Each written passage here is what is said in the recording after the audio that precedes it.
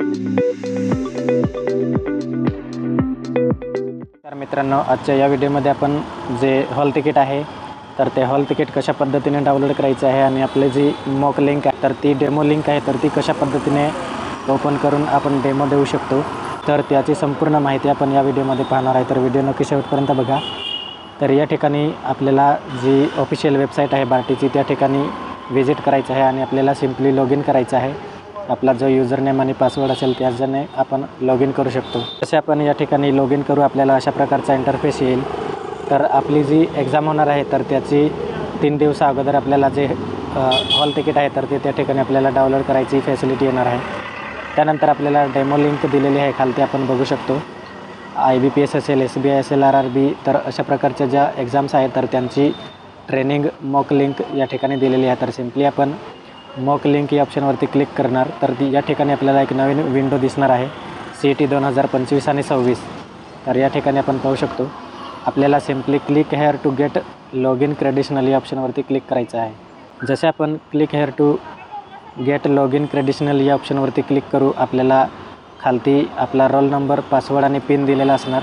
तर ते सिम्पली आपल्याला कॉपी करायचं आहे। या ठिकाणी ते कॉपी करून आपल्याला स्टार्ट एक्झाम या ऑप्शनवरती क्लिक करायचं आहे। जसे आपण स्टार्ट एक्झाम या ऑप्शनवरती क्लिक करू आपल्याला मागे जो आपण रोल नंबर कॉपी केला होता तर तो त्या ठिकाणी आपल्याला पेस्ट करायचा आहे।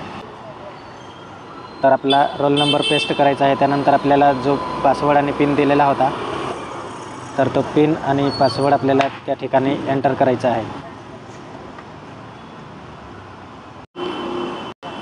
जसे आपण या ठिकाणी आपला रोल नंबर, पासवर्ड आणि पिन एंटर करू आपल्याला सिम्पली या ठिकाणी लॉग इन या ऑप्शनवरती क्लिक करायचं आहे। जसे आपण लॉग इन या ऑप्शनवरती क्लिक करू आपल्याला जी डेमो लिंक आहे तर ती या ठिकाणी ओपन होणार आहे आणि आपल्याला अशा प्रकारचा जो इंटरफेस आहे तर तो पाहायला मिळणार आहे। या ठिकाणी आपल्याला रोल नंबर आणि फर्स्ट नेम या ठिकाणी पाहायला मिळणार। त्यानंतर पेपर नेम, कोणता पेपर आहे तर त्याचा मॉक टेस्ट आपण देणार आहे तर त्याची माहिती आपण या ठिकाणी पाहू शकणार आहे आणि त्याचे जी स्टार्टिंग डेट आहे तर ती आपण पाहू शकतो, स्टार्ट टाईम आहे तर ते पाहू शकतो।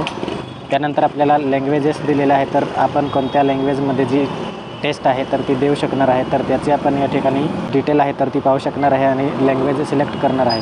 नंतर आपण या ठिकाणी ॲक्शन बटन दिलेलं आहे तर या ठिकाणी आपण जी स्टार्ट एक्झाम आहे तर ती करू शकतो आणि आपली जी डेमो टेस्ट आहे तर ती त्या ठिकाणी आपण देऊ शकणार आहे। तर अशा पद्धतीने आपण जो डेमो टेस्ट आहे तर ती त्या ठिकाणी देऊ शकणार आहे आणि नेक्स्ट एक्झाम असेल तर त्याचा पण सुद्धा त्या ठिकाणी जो डेमो टेस्ट आहे तर तो त्या ठिकाणी अवेलेबल असणार आहे। तर जी डेमो टेस्ट आहे तर ती 3 दिवसा अगोदरच आपल्याला या ठिकाणी पाहायला मिळणार आहे, म्हणून बाकीच्या ज्या टेस्ट आहे तर ते नंतर आपल्याला या ठिकाणी दिसू शकणार आहे।